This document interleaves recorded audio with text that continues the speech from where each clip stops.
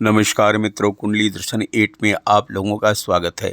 महाभारत का युद्ध श्री कृष्ण के शांति प्रयास के निष्फल हो जाने के बाद एक निश्चित समय पर कुरुक्षेत्र के मैदान में लड़ा गया। सेनापति भीष्म के द्वारा सुरक्षित कौरव सेना युद्ध कर रही थी। तभी दुर्योधन भीष्म पितामह के पास आकर के कटु वचन कहने लगा। दादाजी, 8 दिन तो हो गए, फिर भी आप किसी पांडव को मार नहीं सके। युद्ध तो मेरी तरफ से कर रहे हैं और मन ही मन पांडवों से प्रेम करते हैं।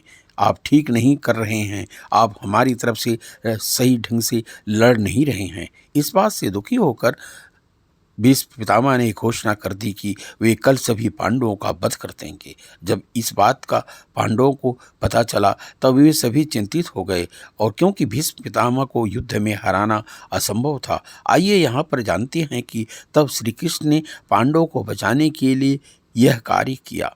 पांडवों के मारने के साथ साथ घोषणा जो भीष्म पितामह ने की थी, उसके साथ यह भी दुर्योधन से कहा था कि दुर्योधन, कल रात में जब मैं ध्यान में बैठूं तो अपनी रानी को आशीर्वाद लेने के लिए मेरे पास भेजना। मैं अखंड सौभाग्य का वरदान दूंगा। मेरे वरदान से तुम्हें कोई मार नहीं सकेगा। दुर्योधन की पत्नी भानुमति जब भीष्म पितामह से रात्रि में मिलने के लिए जा रही थी तो उसी समय रास्ते में भगवान श्री कृष्ण मिले और भानुमति से पूछा, तुम पितामह के पास जा रही हो? पितामह के पास आशीर्वाद लेने जा रही हो? अरे पितामह तो घर के ही हैं, कल, आज नहीं तो कल चली जाना। भानुमति जो भगवान कृष्ण की बात मान गई।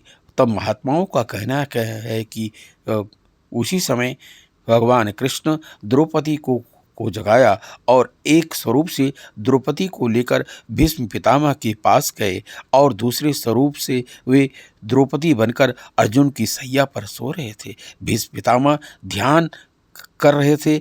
आज द्वारिकाधीश का स्वरूप दिखाई नहीं पड़ रहा है। काली कमली वाले का ज्योति स्वरूप नजर नहीं आ रहा है। उनको क्या पता था कि द्रौपदी के रक्षक बनकर भगवान आए हुए हैं। द्वारपाल ने उनको रोका, कोई भी पुरुष अंदर नहीं जा सकता। द्रौपदी ने अंदर जाकर पितामह को प्रणाम किया। दुर्योधन की पत्नी भानुमति आई है, ऐसा जानकर पितामह ने आशीर्वाद, सौभाग्यवती होने का आशीर्वाद दिया। द्रौपदी ने पूछा, दादाजी, आपका आशीर्वाद सच होगा? द्रौपदी की बात सुनकर पितामह ने कहा, देवी तू कौन है? द्रौपदी ने उत्तर दिया, पांडव की पत्नी द्रौपदी हूँ। पितामह चौंक पड़े। पितामह ने कहा, मैंने तुझे आशीर्वाद दिए हैं तो सच ही होंगे। पांडवों को मारने की प्रतिज्ञा तो मैंने आवेश बस की है, सच्चे हृदय से नहीं किया था। तुझे सच्चे हृदय से आशीर्वाद दिया है, वे सच ही होंगे। भीष्म ने पूछा, तुम इतनी रात में यहाँ अकेली आई हो? क्या द्वारिकानाथ तुम्हें लेकर यहाँ आए हैं?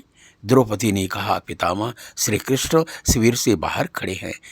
ये सुनकर भीष्म तुरंत ही द्रौपदी को लेकर शिविर के बाहर आ गए और श्री कृष्ण को प्रणाम किया।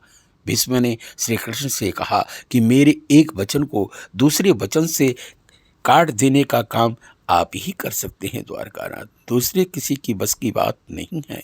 इसके बाद श्री कृष्ण और द्रौपदी अपने शिविर की ओर चल दिए। रास्ते में श्री कृष्ण ने द्रौपदी से कहा, अब सभी पांडवों को जीवन दान मिल गया है। पितामह का आशीर्वाद पांडवों के लिए कवच का काम करेगा। स्वयं पितामह के अस्त्र शस्त्र पांडवों को भेद नहीं सकते। मित्रों, अभी आप लोगों ने सुना, पांडवों को बचाने के लिए श्री कृष्ण ने यह कार्य किया। अच्छा लगा हो तो लाइक, सब्सक्राइब करें। धन्यवाद।